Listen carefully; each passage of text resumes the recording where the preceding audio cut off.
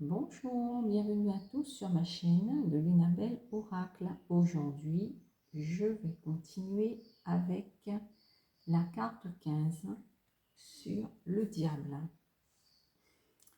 Alors, cette carte, l'élément, c'est relié à la Terre et son énergie est reliée à la planète Mars et Pluton. La lettre hébraïque de cette lame, c'est Samek. Et son signe astrologique est associé au Capricorne, bien que je n'ai pas donné le signe astrologique pour les autres cartes. Alors, le diable, cette carte, bon, il ne faut pas avoir peur, ça peut être impressionnant au départ quand on n'a pas l'habitude, mais après quand on a toutes les significations, bon, on dépasse notre première impression de peur par rapport à ce type de carte.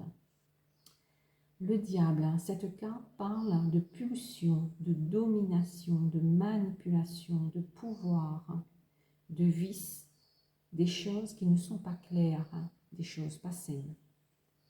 La tête du diable, il regarde en face, mais ses yeux louches. Il n'a pas un regard franc, direct. Sa vue est portée que sur lui-même. Il n'y a que ses intérêts qui comptent. Et il ne voit pas d'une manière saine ou juste. Il a le pouvoir de fasciner les êtres qui sont à son contact, car c'est quand même un manipulateur, et il a un certain magnétisme aussi. Cette carte parle de magnétisme. Son casque est jaune. Il a le pouvoir donc de fasciner les êtres qui sont à son contact. Son casque est jaune et orné de 2 bois de cerf. Ce jeune-là montre qu'il a l'esprit éclairé, il est malin et réfléchit judicieusement et avec intelligence. Ce n'est pas quelqu'un de stupide. C'est un personnage qui est habile, il est rusé, il a la connaissance, il a le savoir. Cette carte parle aussi de l'occulte, de la magie, donc des secrets. Il a des ailes de chauve-souris, il agit donc dans l'ombre, voire dans la nuit, donc dans les choses cachées. Ses ailes et ses cornes de cerf l'envoient aux instincts des animaux. Son ancrage dans la matière, ça parle aussi de son ancrage dans la matière. Il est en partie nu, donc là, le haut du corps, les pieds, et il est de couleur chair, donc avec les seins. Ça parle là de sexualité, de passion, de pulsion, et aussi de son ancrage dans ce monde de chair, charnel, tout ce qui est lié au charnel.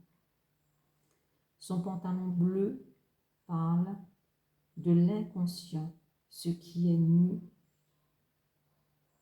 au plus profond de lui, ce qui est au plus profond de lui.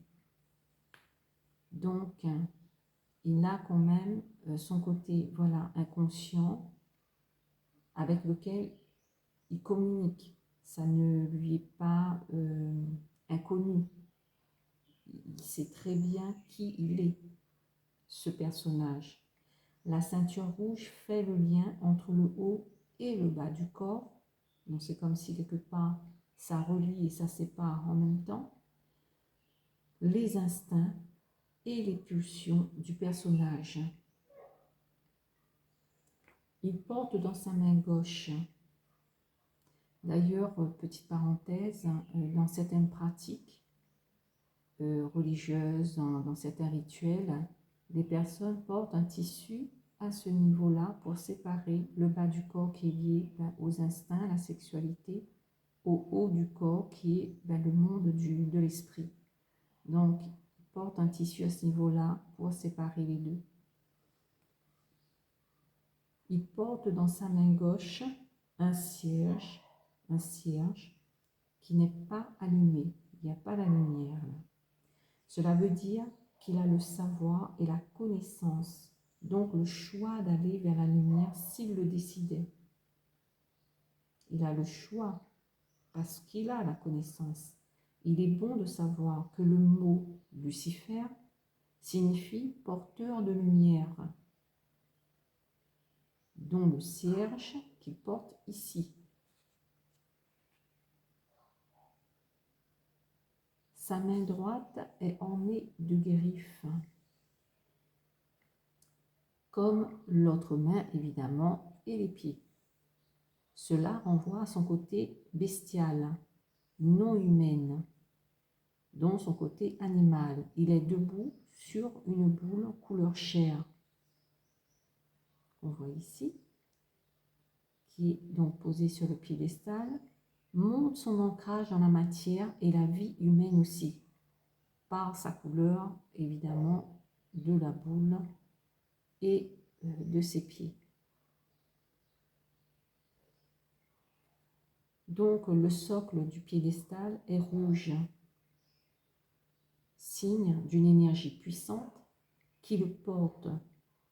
Ça signifie qu'il a un certain pouvoir, ça parle de pouvoir et de gloire. Cette carte-là parle aussi d'homosexualité, de personnes androgynes. Ça parle aussi de drogue. Par exemple, un trafiquant de drogue, donc on va aussi ressortir cette carte-là. Quelqu'un qui prend de la drogue. Ça parle aussi de perversité. On peut l'associer aussi cette carte au dictateur, parce que ça va aussi dans cette même énergie.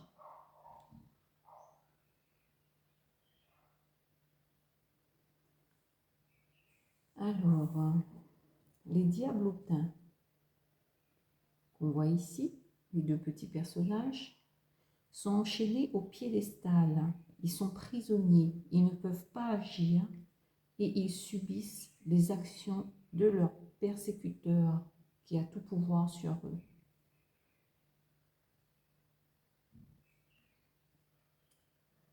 Ils sont nus, donc affaiblis, parce qu'ils pourraient porter des vêtements, ce qui n'est pas le cas. Ils ont une queue, des griffes et des oreilles d'animaux. Donc une queue, des griffes et des oreilles d'animaux. Ici, on ne sait pas trop si c'est des branches ou si c'est des cornes qui représentent un animal. Donc ça va avec l'ensemble, évidemment, parce que là, ça parle des attributs d'animaux. Cela les renvoie à ça, aux bas instincts. Les bonnets rouges sur leur tête représentent leur pensée. Donc les bonnets rouges représentent leur pensée qui est portée que sur l'instinct, sur le monde matière, instinctive, charnelle.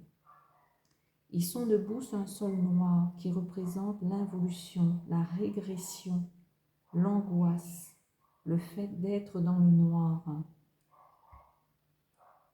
Voilà, on voit ici. Et à l'arrière de ce noir, on a quand même du jaune qui n'est pas très lumineux, qui montre qu'au-delà des ténèbres, il y a de la lumière et de la conscience et que les individus peuvent aller chercher.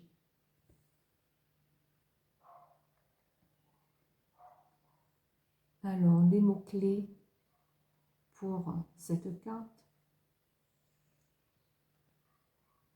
c'est le pouvoir, la force, le magnétisme. Donc ça peut être quelqu'un qui a du magnétisme dans les mains et qui peut faire un travail lié au magnétisme sur les gens.